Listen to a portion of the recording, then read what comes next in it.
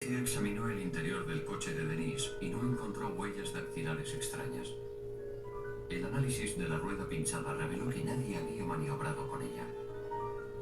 Reventó porque estaba muy baja, empezó a calentarse y se rompió la banda lateral, por eso reventó. Dado que las pruebas no conducían a ninguna parte, la policía entrevistó a la última persona conocida que había visto a Denise.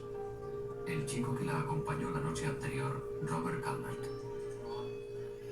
Es posible que Rob estuviera locamente enamorado de ella y le disgustara ver que ella no le correspondía.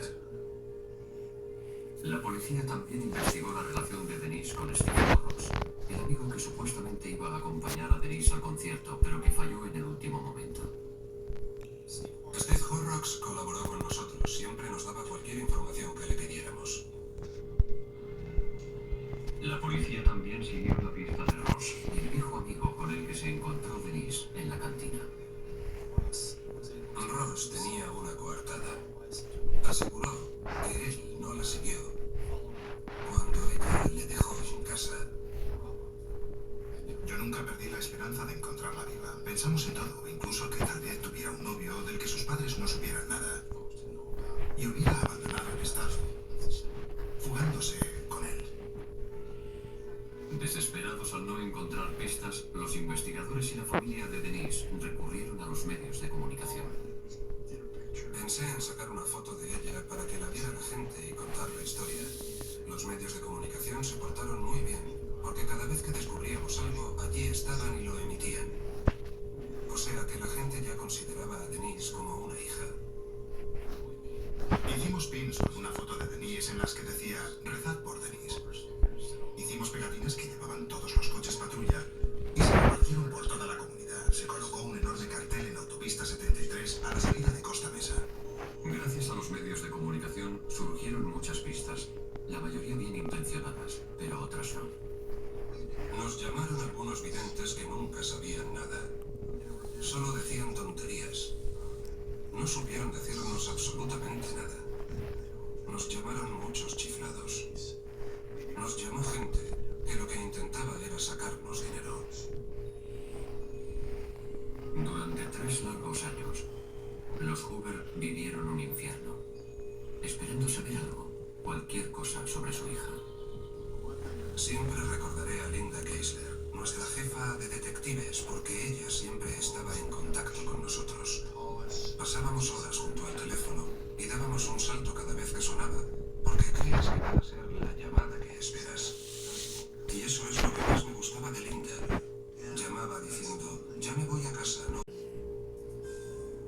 A 585 kilómetros de distancia, en Phoenix, Arizona, un hombre que vivía en un lujoso barrio llamó a la policía local, informando de algo sospechoso en la entrada del garaje de su vecino.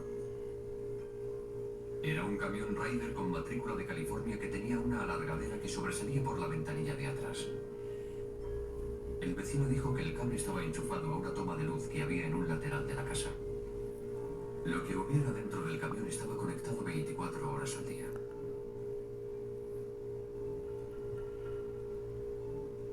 La policía descubrió que el camión había sido robado en California. Dentro de la zona de carga había un congelador de tamaño industrial. Y en el interior del congelador había una bolsa de basura muy grande. Y al tacto notaron que dentro había un brazo humano. Recuerdo que vi 2 brazos con las manos esposadas y un anillo. Recuerdo que vi un anillo. Y me quedé realmente espantado. Para el médico forense, era el caso más difícil con el que se había encontrado jamás.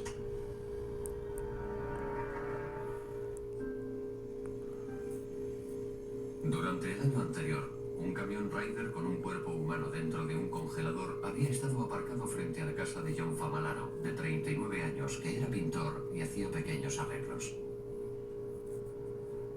El señor Famalaro estaba muy tranquilo. Era muy educado. En realidad no nos dijo mucho. No parecía importarle nada el asunto. El contenido de la bolsa de basura fue enviado al laboratorio forense del condado de Maricopa. La doctora Ann Buchholz se ocupó del caso. Evidentemente se trataba de un homicidio, o al menos de un cadáver que alguien había ocultado por alguna razón. Y debido a su naturaleza clandestina, ya en sí era una prueba. Pensemos en que era un homicidio. Pensemos en lo peor. Dije, sí, es una mujer. Llevaba bisutería femenina y uñas largas. Las esposas eran evidentes, pero no había ropa por ninguna parte. Estaba desnuda. Descongelar el cuerpo causaría una descomposición rápida. Así que la doctora Buchholz necesitaba reunir pruebas cuanto antes, o las perdería para siempre. Cogí un escalpelo limpio y fui raspando y guardando los fluidos en frascos. Y pensé, bueno, por lo menos así tendremos algunas muestras. Pero fue una suerte que consiguiéramos encontrar semen en un cuerpo que llevaba 3 años congelado. La doctora Buchholz retiró las esposas y descongeló las manos lentamente. Cuando un cuerpo está congelado, la piel es bastante simétrica y permanece intacta hasta que empieza a perder líquido. Y entonces se encoge toda, incluso las yemas de los dedos. De hecho, es en las yemas donde suele comenzar la descongelación. Se ponen las yemas sobre una tarjeta de identificación como cuando se detiene a una persona. Con una persona muerta, se sigue el mismo proceso. Cuando introdujeron las huellas en una base de datos de personas desaparecidas, inmediatamente encontraron a quien correspondían. Era Denise Hoover, que llevaba 3 años desaparecida. Pudieron sacar sus huellas digitales, cosa que no me imaginaba que iban a poder hacer. Nunca pensé que conseguiría una prueba así después de 3 años. Siento